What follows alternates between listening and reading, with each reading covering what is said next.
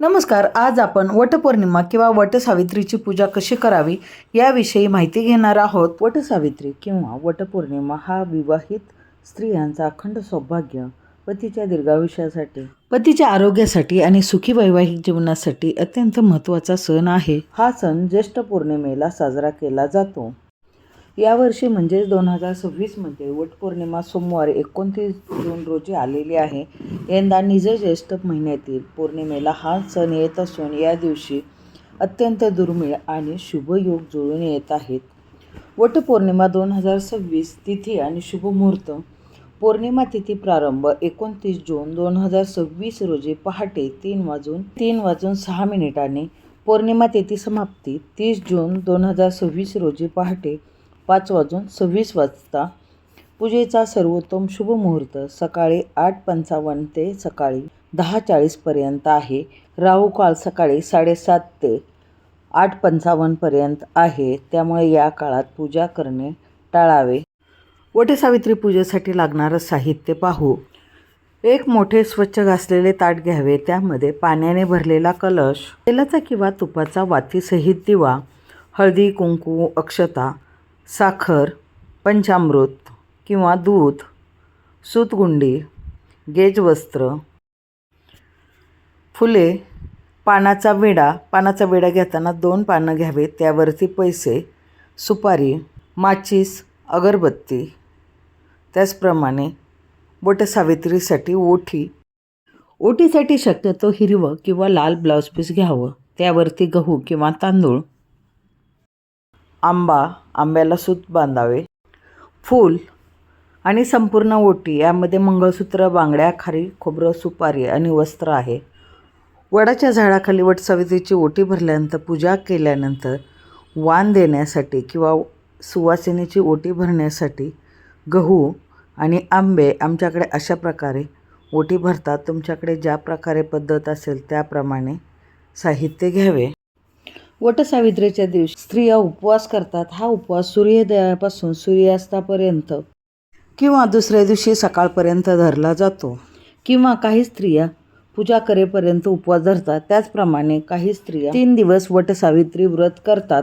वटसावित्रीच्या दिवशी लवकर उठून सर्व स्वच्छता करावी, दारापुढे रांगोळी काढावे, स्नान आदी करून पूजेची सर्व तयारी करून साजशृंगार करून वडाची पूजा करण्यासाठी जावे. वडाच्या पूजाचा जो मुहूर्त असेल त्या मुहूर्तावरती शक्यतो पूजा करावी. किंवा काही स्त्रिया जॉबवर जात असतात, तर तुम्ही तुमच्या वेळेनुसार पूजा करायची आहे आणि शक्यच झाले नाही तर घरातच वडाच्या झाडाचा फोटो किंवा रांगोळी काढून त्याची पूजा करावी. किंवा जॉबवरून आल्यानंतरही तुम्ही वडाच्या झाडाला जाऊन पूजा करू शकता. वडाच्या झाडाला पूजेसाठी गेल्यानंतर सुरुवातीला दीप प्रज्वलन करायचं आहे आणि दिव्याच्या साक्षीने आपल्या पूजा करायची आहे. सुरुवातीला पानाचा विडा ठेवायचा, त्यावरती श्री गणेशाची स्थापना करायची. गणेशाला हळदी, कुंकू, अक्षता, फूल व्हायचं.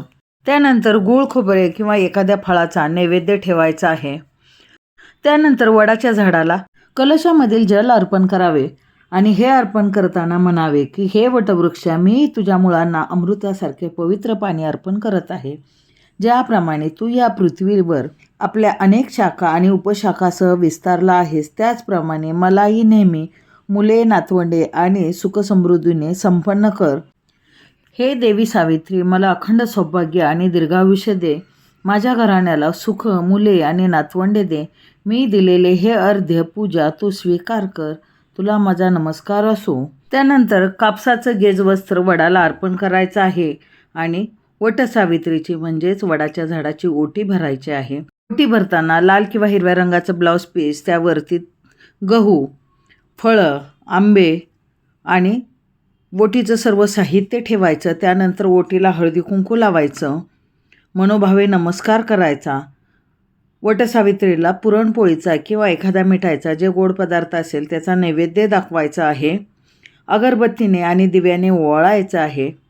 त्यानंतर मनोभावे नमस्कार करायचा. वटसावित्रीच्या उपवासामध्ये फळे, आंबा, केळी, दूध, फलाहार किंवा साबुदाणा, भगर यासारख्या पदार्थांचे सेवन केले जाते. कारण आजकाल गोळ्या चालू असतात, औषधं घ्यायचे असतात, त्यामुळे अगदी उपाशी राहू नये. वडाच्या झाडाची पूजा करून झाल्यानंतर खोडाला सुताचा किंवा जानव्याचा धागा गुंडाळून प्रदक्षिणा घालाव्यात. वडाच्या झाडाला फेरे मारताना 7 फेरे मारावेत आणि 7 फेऱ्यांमध्ये पृथ्वी तलावरील सर्व सजीवांसाठी, सर्वांच्या आरोग्यासाठी, दीर्घायुष्यासाठी, कुटुंबाच्या संरक्षणासाठी, कुटुंबाच्या आरोग्यासाठी, दीर्घायुष्यासाठी मनोभावे प्रार्थना करावी. सावित्री सत्यवानाची कथा ऐकावी किंवा त्याचे पठण करावे. उरलेली सूतगुंडी ही पुन्हा वडाला गुंडाळून पुन्हा एकदा मनोभावे प्रार्थना करावी. पूजेनंतर सुवासिनी महिलांना किंवा सासूबाईंना वाण देण्याची परंपरा आहे. याद्वारे घराण्यातील आणि समाजातील महिलांबद्दल आदर व्यक्त केला जातो. वाण देताना प्रत्येक ठिकाणची पद्धत वेगळी आहे. काही ठिकाणी वडाच्या पानावरती 5 प्रकारची 5 फळं देऊन ते वाण देतात, तर काही ठिकाणी गहू आणि आंब्याने ओटी भरली जाते. तुमच्याकडे ज्याप्रमाणे पद्धत असेल त्याप्रमाणे ओटी भरावी. सुवासिनीला मनोभावे नमस्कार करावा. कमीत कमी 5 स्त्रियांची तरी ओटी भरायची आहे, म्हणजे 5 सुवासिनीची ओटी भरायची आहे. त्यांना वाण द्यायचं आहे. सुवासिनीची ओटी भरताना त्यांना हळदी कुंकू लावायचं, अक्षता लावायच्या, अक्षता डोक्यावरती टाकायच्या आणि मग ओटी भरायची आहे. व्हिडिओमध्ये दाखवल्याप्रमाणे वडाच्या पानावरती 5 प्रकारची फळे ठेवून त्या फळाने ओटी भरली जाते. ओटी भरताना पदराने ओटी भरायची आहे आणि जी सुवासिनी असते ती पदरात ओटी घेते आणि सुवासिनी मनोभावे नमस्कार करते. ओटी भरल्यानंतर नाव घेण्याची प्रथा आहे, म्हणजे उखाण्यामध्ये नाव घ्यायचं असतं. सत्यवानासाठी सतीने केला यमाचा पिच्छा, प्रथमेश रावस जन्मोजन्मी पती म्हणून लाभो हीच माझी सदिच्छा. देवपूजा करताना वडाला वाहते पत्री. बबनरावांचं नाव घेते. आज आहे वटसावित्री. तर मग आवडली ना आजची वटसावित्रीची पूजा कशी करावी याची व्हिडिओ? जर आवडली असेल तर जास्तीत जास्त मैत्रिणींना शेअर करा, म्हणजे त्यांनाही वटसावित्रीची पूजा करताना उपयोगात येईल. सर्व माझ्या मैत्रिणींना वटसावित्रीच्या खूप खूप हार्दिक शुभेच्छा.